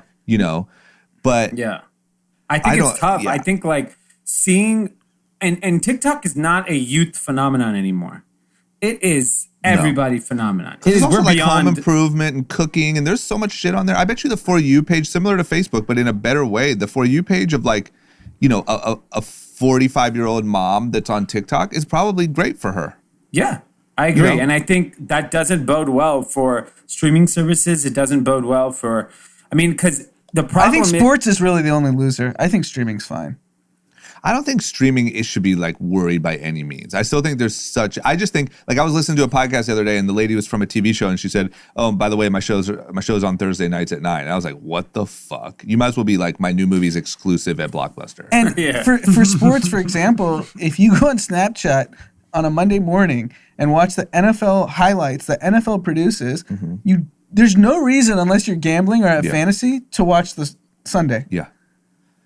Yeah, I agree, man. I would say those people were fucked anyway. I just don't understand I don't understand, but who knows? Whatever. I get some internet stars in there to play quarterback, and we'll be fine. Yeah, James Harden and Josh Richards versus. Yeah, literally 2-on-2. James Harden and Josh Richards versus Bryce Hall and fucking AD. I would watch that all day. Sick. I'll tune in. At the end, they fight each other. Yes. That's what it should be. I'm down, man. Everything's like It's Extreme just a Ninja circus. Warrior or whatever. That's it's just 2020 on. Everything Yeah. just break the boundaries of everything. Everything's a fucking circus. Yeah. I want to see Queen's Gambit with Bryce Hall now. Why not? Yeah. Bryce He's like, what the fuck is chess, bro? What the fuck, bro? Let's do some pull-ups. Queen's Gambit teaching Bryce Hall how to play chess. And That'd just be the biggest show ever. I agree. I totally agree.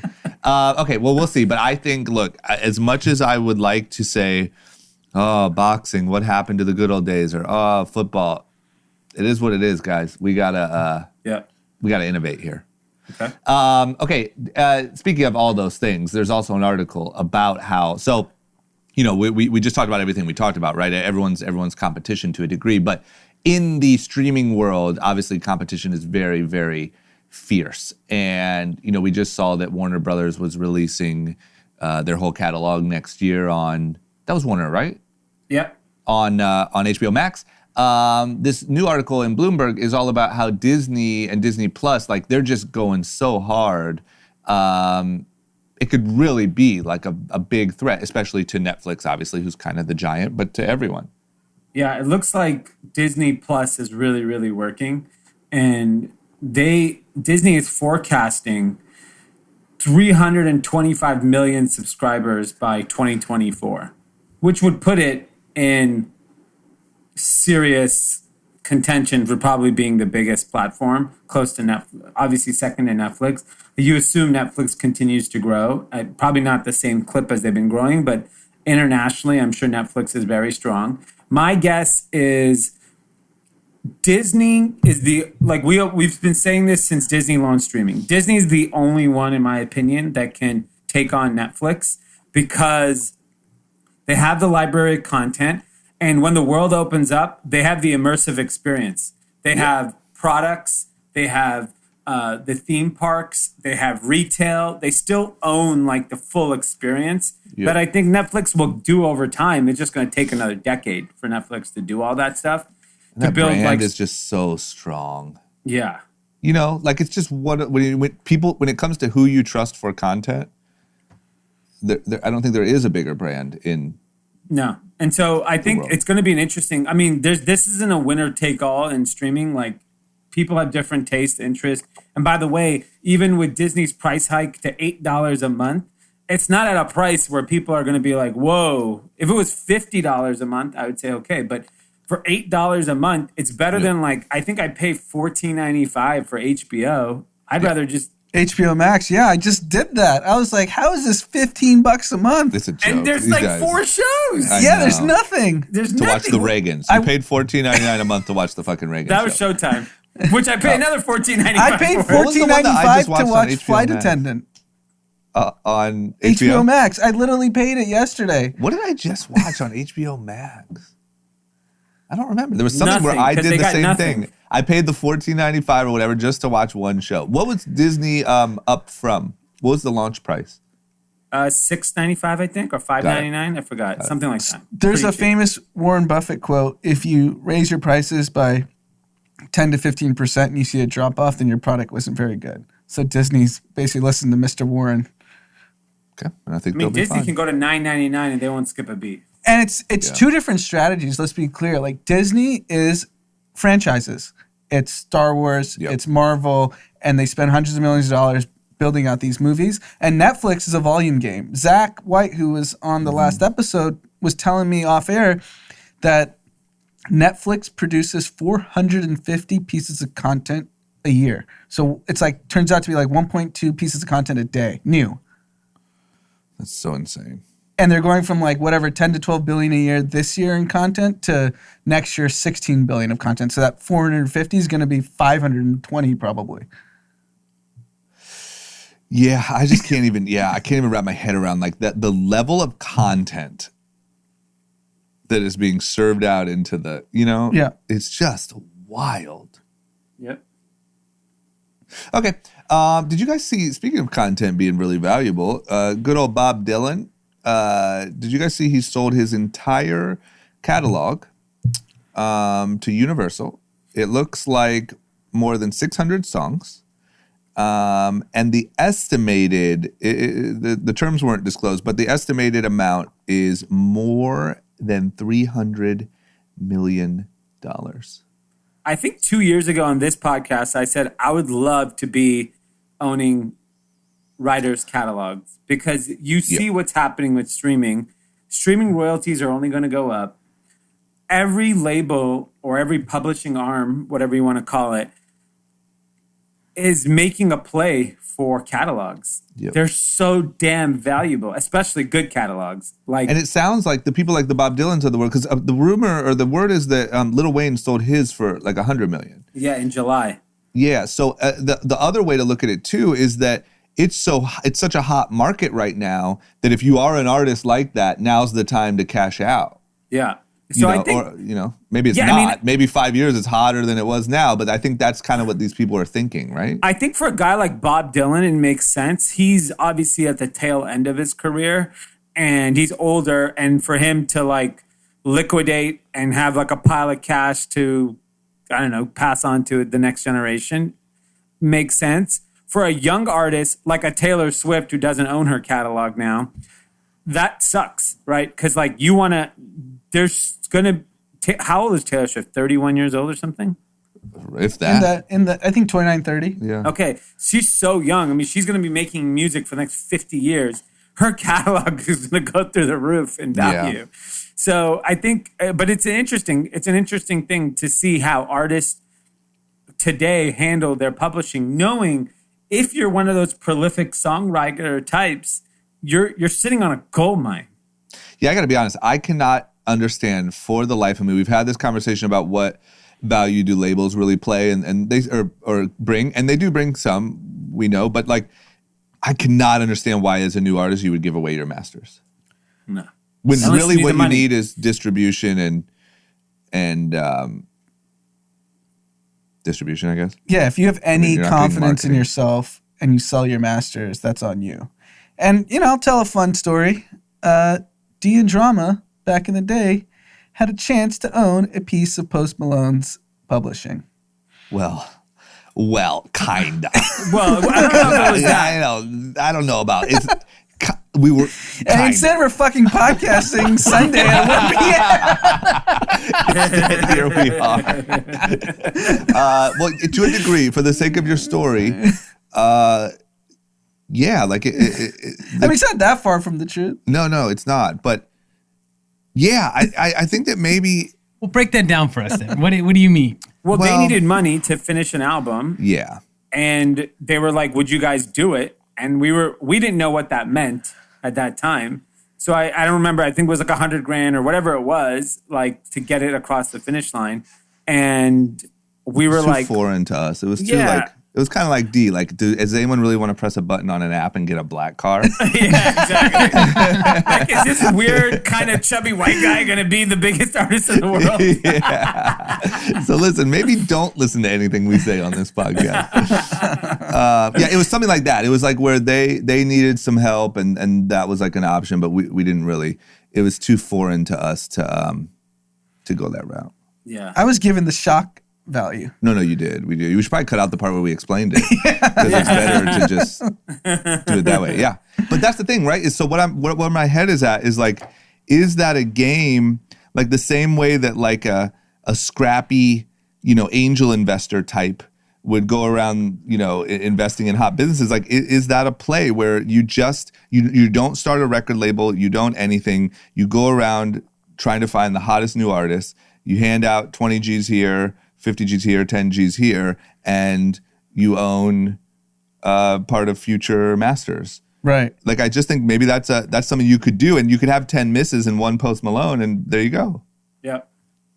I feel like I'll ask Anthony, but Steve Stout's kind of doing that in some extent. With United Masters? Yeah, with United Masters. Yeah, I don't fully understand what that is, but Anthony will be able to explain it really well. Yeah. But I just think like that could be like a fun hustle, and then you have like a fun investment portfolio, Yeah. instead of freaking Data Dog, you have Post Malone. Yeah. Anyway, okay, so good for him, and also Lil Wayne, because it was my impression that Lil Wayne has been like kind of a little bit behind the scenes, like in financial trouble because of the whole Birdman thing and owning rights and whatever. So if he just came up on 100 milli, good for him. But it does look like he also just came up on a guilty plea for a gun charge in the hands of a felon. So hopefully the Donald Trump meet and greet comes into play, because that feels to me really sketch. I mean, you pleaded guilty, you're a felon, you had a loaded handgun. I don't see how you're not in jail for a couple of years minimum. Yeah, I don't get that either. Yeah. Unless the governor of Florida is going to save him. Or maybe Trump will. Tuck that 100 million away, earn some interest over those few years at least. Yeah, exactly. Okay. And then IPO land, Affirm has delayed their IPO. Is that right? Yeah, Affirm and Roblox, two IPOs that were about to hit the market that everyone was excited about, delayed. And there's a lot of speculation. I think the first being that these two from last week, DoorDash and Airbnb, were such blockbuster IPOs that they were underpriced, that people think they're rethinking their pricing strategy. Got it. I don't buy that. I think that's bullshit. I think maybe they're just not ready, because there is a lot of, all these IPOs are rushed, right? Because it's a gold mine. So maybe there's more like regulatory issues and they just aren't quite ready yet to go public, and they're just delaying it from that purpose. But like, you're not, the repricing thing where people are like, you're leaving billions of dollars on the table. I just don't buy that. I think that's bullshit. You can always do a secondary offering and get more money. Tesla's shown that you can just keep doing secondary offerings in the public market and you could still raise money whenever you want. That's the climate we're in. These aren't like cash-strapped businesses that are going to go out of business tomorrow. So, or have any lack of capital access. They can raise debt. They can do many different things to survive. So, I'm curious to really know why these two IPOs got delayed, because I don't buy the reason that they're selling. Yeah, the repricing is complete BS. That's definitely not the reason. The reason is, if I've had the ability to see startups from the inside, they grow really fast without structure, without the proper governance and accounting department and the right CFO, and they're growing so fast. And then the way the IPO process is, you submit your documents, you file your IPO to SEC, they come back with comments. And if the comments are like, hey, you need this audit doesn't make sense, or these numbers need to tie, that's probably what happened. That they just got comments like, hey, you got to tighten up before we let you go public. It has nothing to do with about pricing, because I guarantee Affirm and Roblox, if they were to go public, would absolutely skyrocket. And they're trying to take advantage, and they just weren't ready to go public. And 6 months ago, it wasn't even a consideration to go public. It is a fact. Every late stage tech company is filing to go public right now, or is filed already. So they just don't have the systems in place to be a public company, and that's what's going on. Yeah, that makes sense. Well, hey, spin the story, get your shit together, and come back on out sooner than later. And triple. It doesn't even matter. No one's looking at the finances. No one gives a shit. Just put a symbol out and let it go out. Yeah, like Airbnb, there was talks of them going public for years. Like, there was a Blackstone exec that was their CFO like 4 years ago. So their systems were tightened way in advance. And same with DoorDash. Affirm and Roblox were like, fuck it, let's go public. Like, we could do this tomorrow, right? What are we going to, come on, what are the notes going to be? They're like, oh, so no one pays? Okay. That's all we got. Do we got shout outs? Yeah, we got one shout out from actually our guy George out in the UK, who actually lived out here last summer, was running with us. Great guy. To Lorna Shirley, turns 24 today, and is the reason why George got into group chat 3 years ago. Wow. Look at that.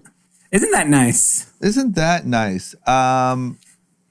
There we go, man. That's what I like to see. And also, I like when Lorna Shirley is a woman. I would assume. Oh, she's killing it with her business. Okay. What I like is when, I just want to be sure, you never know. when the group chat women that are out here really pumping the thing, like Yeah. And she's One got a thing that always business, blows me away. Pistol Social. So check that out. So congratulations, 24, got your own business. You're chilling. Shout out to all that. You want me to say, I'd like to know, maybe DM us. There's obviously a lot of really, really driven, entrepreneurial minded women that are coming to us, for news and opinions and blah, blah, blah. Where it seems to me like there's a bit of a lack of good content for women entrepreneurs and stuff like that. Don't you think? Well, or am I wrong? had- Am I just not tapped in? I mean, we had Glamnetic last week. Today's episode had Jordan and Sharon from insert name here. We're it. We're the place. Yes. We are, you know what? We are the place for female executives and entrepreneurs to come on and share their story. And the days. We're here for the days too. Everyone. We don't care. Whatever Everybody and the everybody. pronoun. I'm looking for a bring day it on. entrepreneur to interview. Yes. Yep. I'm sure there's a bunch of them. But that's, I just feel like there's not a lot of that out there. So Yeah. tune into us. We'll try to do a good job. Let us know what we could be doing better. Let us know who else you'd like to hear from. And we got you covered because the group chat female audience is strong. Yes, I actually have another one on Twitter. I'd reached out to her from group chat as well. She'll be coming on soon, but another female founder. There we go. Great. Wow. Stacking them up. Stacking them up, racking them up. Okay, is that it? No, I have one from Guillermo Torres. He's from Palo Alto. He just says he wants to give a shout out to Drama D and On It for keeping everybody up to date on all things news in the world and keeping it real. Love Always. the pod, guys. That's all we know how to do. Amazing. Thanks for putting my name first.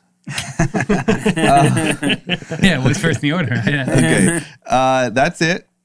Any announcements on our side? We'll see you tonight. If you're listening to this on Monday, 8 p.m. live on Twitch. There we go. All right, we'll see you there. Get your cocktails ready. Get your freaking cocktails. Peace out.